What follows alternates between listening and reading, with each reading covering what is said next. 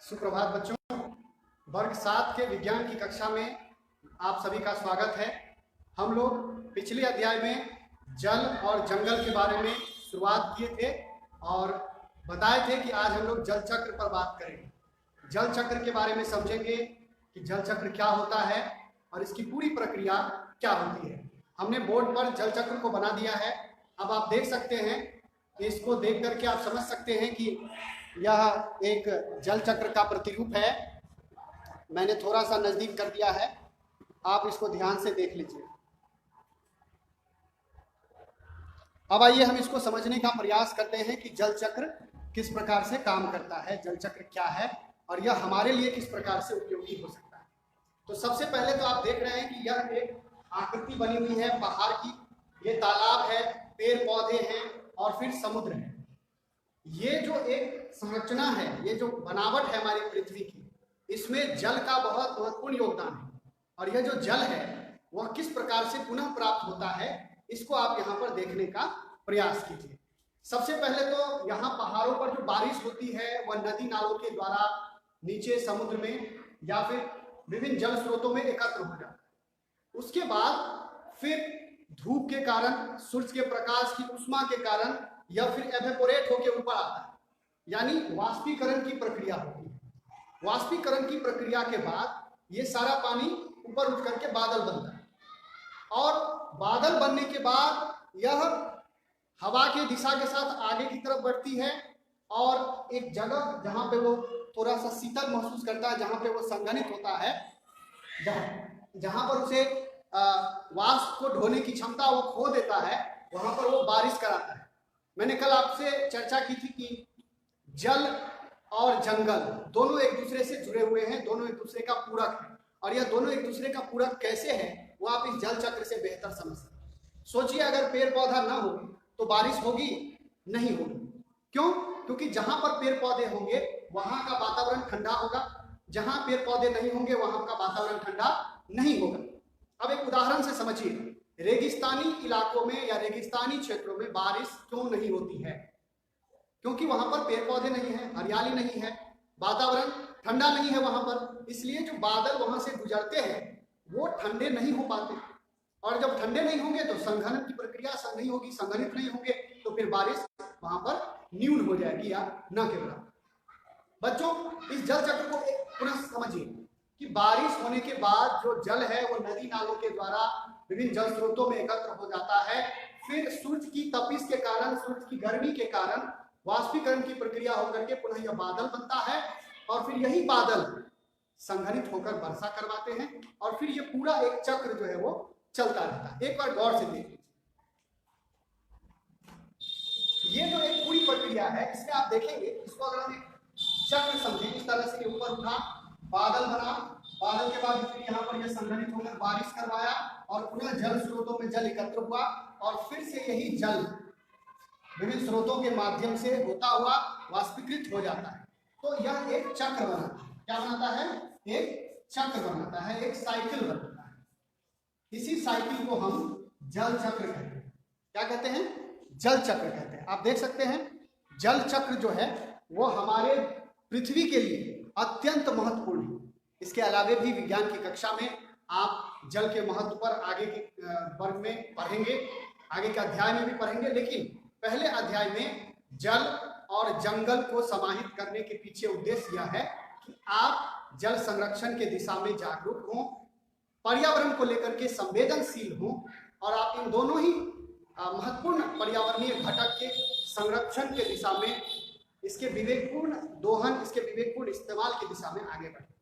अब आपके मन में एक प्रश्न होगा कि आखिर हम और संपूर्ण मानव प्राणी, संपूर्ण मानव जगत इस जल चक्र को किस प्रकार से प्रभावित कर रहे हैं।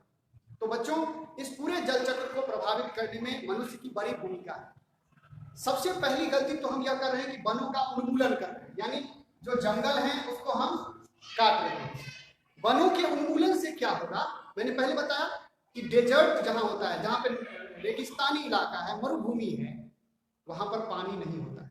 तो सबसे पहला घाटा तो यही होगा पेड़ के कट जाने के बाद कि बारिश कम होगी या न के बराबर होगी, तो हमारी खेती प्रभावित होगी, अंततः हम ही प्रभावित होंगे। क्योंकि जो न्यूटन का तीसरा नियम कहता है, न्यूटन की गति का जो तीसरा नियम है वो क्या कहता है कि प्रत्येक क्रिया के विपरीत और समान प्रतिक्रिया होती है।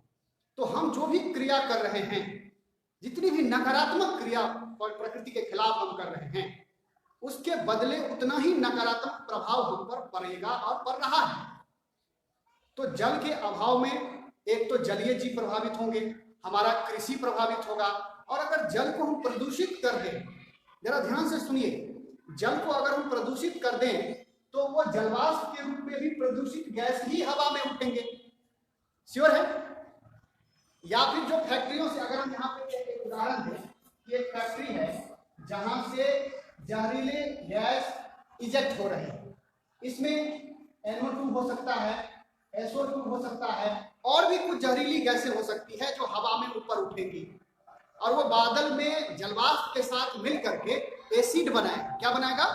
एसिड, अम्ल, जो कि हमारे त्वचा के लिए, हमारे शरीर के लिए कितना खतरनाक है इसका अंदाजा आप लगा सकते हैं। जब भी आप कभी बैटरी वगैरह में पानी बदलते होंगे तो उसका पानी अगर जरा सा भी फर्श पे गिर जाए उस एसिड का, तो आप देखते होंगे कि उस मार्बल वाले फर्श पर या सीमेंटेड फर्श पर भी उसका क्या असर पड़ता है। तो बहुत ही खतरनाक होता है अम्ल, और उसमें भी सल्फ्यूरिक अम्ल तो सबसे खतरनाक अम्ल है।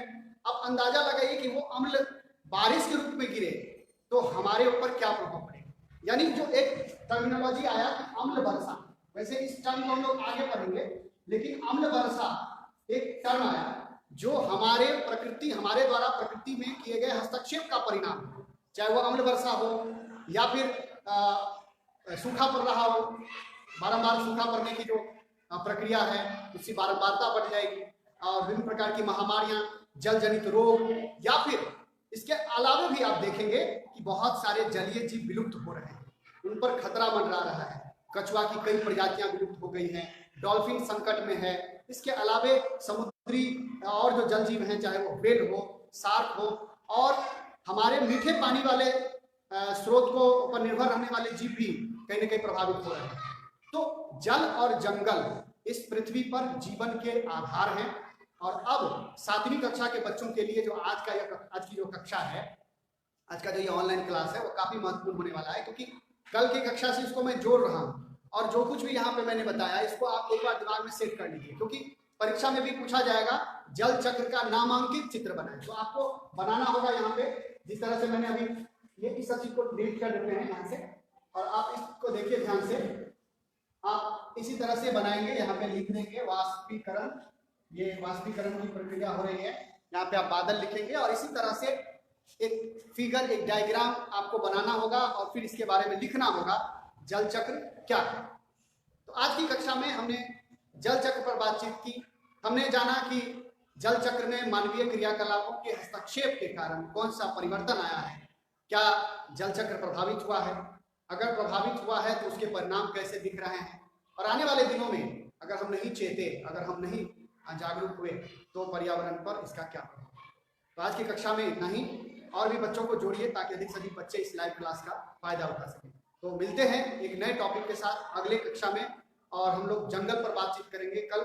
और पुस्तक आप लोग जरूर ले लें, अगर पुस्तक नहीं है तो आप खरीद लीजिए मार्केट से, क्योंकि सरकारी स्तर पे आपको किताब खरीदने के लिए खाते में पैसा भेज दिया गया है। जून जुलाई तक लगभग सभी बच्चों को पैसा पेमेंट हो गया है। अभी अखबार में भी एक खबर आई थी कि लगभग 90% बच्चों ने किताब नहीं खरीदा है, पैसे उनके अकाउंट में भेजे गए बावजूद इसके उन्होंने किताब नहीं खरीदा है। तो मेरी अपील है कि आप पुस्तक जरूर खरीद लें, किताबें जरूर खरीद लें और उससे अध्ययन करें। और जो भी प्रश्न हो आप कमेंट बॉक्स में पूछें ताकि मैं उसका जवाब आपको दे सकूं। Thank you.